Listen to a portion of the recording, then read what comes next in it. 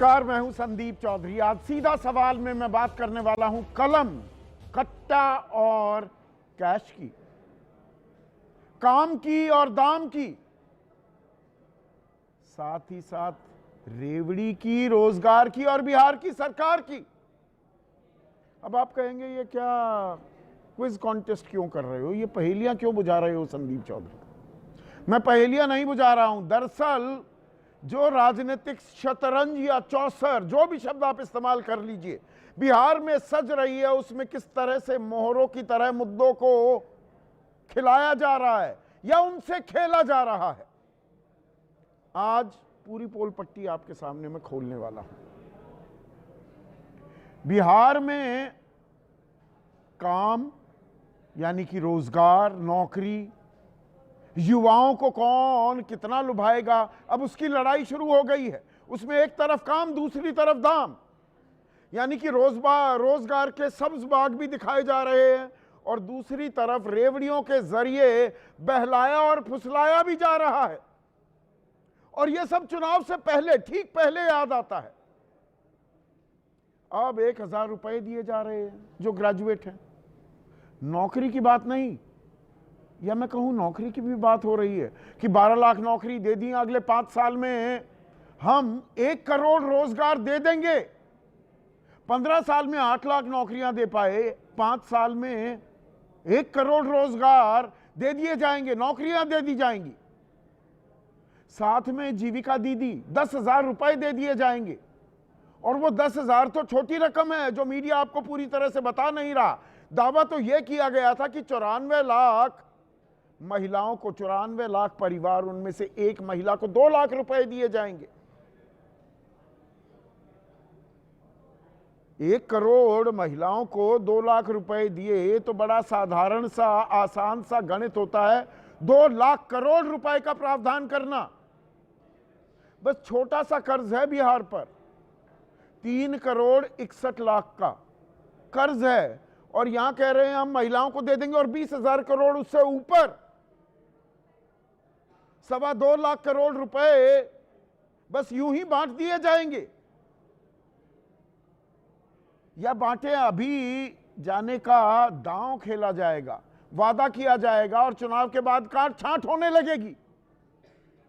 और इसमें युवा, और सबसे युवा राज्य है बिहार, औसत उम्र है 22 साल। वो जेन जी, अगर मैं शब्द इस्तेमाल करूं, जैसे नेपाल में तख्ता पलट कर दिया जेन जी ने। जेन जी किसकी सरकार बनवाने वाला है बिहार में, आज इसकी तफसील में मैं जाने वाला हूं। अभी आपने देखा कुछ दिनों पहले पड़ोसी मुल्क नेपाल में किस तरह से जेन जी, अगर मोटा मोटा कहूं 15 से 30 साल की उम्र के युवा, उन्होंने किस तरह से सत्ता परिवर्तन कर दिया। सरकार ही नहीं हिलाई बल्कि गिरा दी, और नई सरकार, एक नई व्यवस्था आनी पड़ी वहां पर। अब भारत में भी जेन जी को, इन युवा पीढ़ी को लुभाने की कोशिश चल रही है। और कहां पर चुनाव, कहां पर है? बिहार में। इसकी एक वानगी कल हमें देखने को मिली मोकामा में। महागठबंधन के सबसे बड़े चेहरा, 2 बार उप मुख्यमंत्री रह चुके हैं बिहार के, आरजेडी के तेजस्वी यादव मोकामा पहुंचे और कहा कि ये इलाका तो बंदूकों के लिए, AK-47 के लिए, कट्टों के लिए बदनाम था। लोग यहां पर कट्टे बांटते थे, वो कलम बांटते दिखे कि भाई कलम बहुत जरूरी है, पढ़ाई लिखाई करोगे, पढ़ोगे, लिखोगे तभी नौकरी मिलेगी। सुनिए पहले तेजस्वी ने क्या कहा। सोच के साथ हम यहाँ आप लोगों के बीच आए हैं। यहाँ लोग बंदूक बांटने का काम करते हैं मोकामा में। तेजस्वी आज मोकामा में कलम बांटने का काम करेगा, कलम बांटने का काम करेगा। नई राजनीति की शुरुआत करेगा तेजस्वी, नई राजनीति की शुरुआत करेगा तेजस्वी।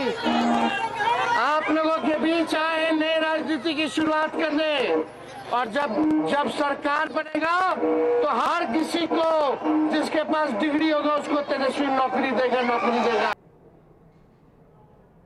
तो तेजस्वी यादव यहां पर ताल ठोक रहे थे कि हर डिग्री धारी को मैं नौकरी दूंगा। दिलचस्प बात यह है कि जब उप मुख्यमंत्री थे पिछली दफा नवंबर 2023 में भी इस तरह से कलम बांटते हुए, पेन बांटते हुए दिखाई दिए थे और रोजगार को एक बड़ा मुद्दा बनाया था 2020 के विधानसभा चुनाव में। अब सत्ताधारी एनडीए जो गठबंधन है, खास जेडीयू और नीतीश कुमार, वो जानते हैं आरजेडी की हर चुनावी रणनीति को, उससे भली भांति वाकिफ है। वो कोई अनजान अनभिज्ञ नहीं है। शतरंज पर, चुनाव की राजनीति की शतरंज पर इन चालों से तो उन्होंने पहले से ही तैयारी कर ली है। आज उन्होंने क्या किया, कल कलम बांटी तेजस्वी ने, तो 20 से 25 साल के बेरोजगार युवाओं को सरकार ने 1000 रुपए देने की, मदद करने की घोषणा कर दी। अब आप बेरोजगार हैं तो 1000 रुपया दिया जाएगा। ये चुनाव से ठीक पहले कहा जा रहा है 1000 रुपए, 2-2 लाख रुपए तो लग जाते हैं साल में नौकरी की किसी परीक्षा की तैयारी में। ये मैं नहीं कह रहा हूं, बहुत तेरे छात्रों को मैंने अपने कार्यक्रम का हिस्सा बनाया, सब लगभग इसी आंकड़े पर आकर टिकते हैं कि इतने पैसे लग जाते हैं, पर 1000 रुपया अभी दिया जा रहा है। इससे काम हो जाएगा या भागते भूत की लंगोटी ही सही, नौकरी नहीं दे रहे, 1000 रुपया मिल गया चुनाव से ठीक पहले। और इसीलिए क्या जीविका दीदी में 10,000 रुपए देने की भी बात हो रही है। महिलाओं को रोजगार, स्वरोजगार करेंगी, कारोबार कर पाएंगी, इसके लिए 20,000 करोड़ का अलग से प्रावधान किया जा रहा है। और मेरे कार्यक्रम में जेडीयू के मुख्य प्रवक्ता राजीव रंजन ने कहा, हम चुनाव से पहले, अधिसूचना से पहले, चुनावी अधिसूचना से पहले ही ये 10,000 रुपए की किस्त खातों में डाल देंगे। यानी कि लाडकी और लाडली बहन की नकल करने की कोशिश की जा रही है। अच्छे नतीजे मिले थे बीजेपी को मध्य प्रदेश में और महाराष्ट्र में, पर यहां पर detailing, the devil lies in the detail, वो डिटेलिंग करना भूल गई क्या जेडीयू? क्योंकि दरअसल बिहार में एक सर्वे किया गया था गरीबी का, जातीय सर्वे में भी ये बात जुड़ी थी, तो सामने क्या आया, 94 लाख परिवार ऐसे हैं जो कि गरीब हैं, 34.13% आबादी। ये 6,000 से कम महीने में कमाते हैं ये परिवार, तो इन्हें 2 लाख रुपए देने की बात थी और ऊपर से 10,000 रुपए और 10,000 की बात हो रही है। वो 2 लाख रुपए 94 लाख परिवारों को देंगे तो 1,88,000 करोड़ रुपए खर्च हो जाएंगे और 20,000 करोड़ और जोड़ दीजिए, ये लगभग 2.25 लाख करोड़ का अमाउंट बन जाता है। अब मैंने शुरुआती संबोधन में वो 3,61,00,000 कह दिया, 3,61,000 करोड़ का कर्ज है बिहार पर और 2.25 लाख करोड़ रुपए आप ऐसे ही दे देंगे? है कहां वो पैसे? या बाद में काट छांट होगी? अभी किसी ना किसी तरह से युवाओं को, जेन जी को लुभाना है। ये फाइट चल रही है क्या? इसीलिए तेजस्वी वो तस्वीरें दिखाई है पीसीआर, वो डांस भी करते दिख रहे हैं सड़क पर, वो घोड़े पर बैठकर सवारी भी कर रहे हैं, घुड़सवारी भी करते दिख रहे हैं। यानी कि कहीं ना कहीं युवाओं को लुभाने की कोशिश है कि देखिए मैं तो युवा हूं। और ये कोशिश क्यों? अब इसकी भी परत खोल देता हूं। दरअसल 2020 के विधानसभा चुनाव में सरकार तो बन गई एनडीए की, नीतीश और बीजेपी की, लेकिन जो 18 से 29 साल के युवा थे, पुरुष, महिलाओं का आंकड़ा भी आपको देने वाला हूं, 39% युवाओं ने 18 से 29 साल के, उनकी पहली पसंद ही नहीं जिसको वोट दिया वो महागठबंधन था। 33% नहीं एनडीए को वोट दिया, 6% का फर्क।